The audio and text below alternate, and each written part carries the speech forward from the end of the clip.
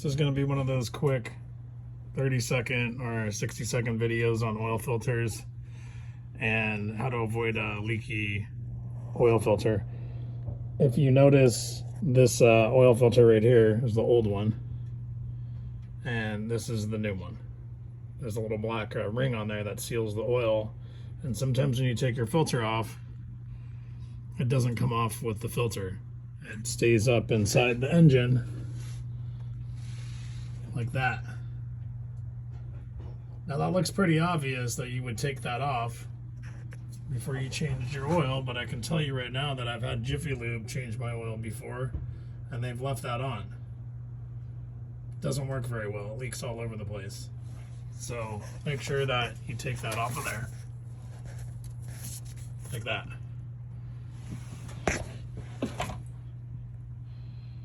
When you put your new one on, you won't have a double O-ring issue.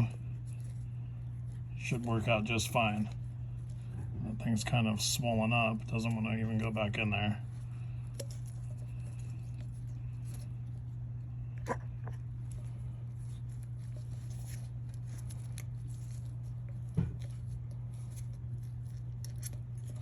So there they are, side by side now. So just make sure to remove that ring before you change your oil and put your oil filter and put your new filter on. And I know it sounds like common sense, but if you don't really know what you're doing on your car and you're actually just maybe doing your first oil change, that's something to watch out for. Typically I like to get up here and actually wipe this off.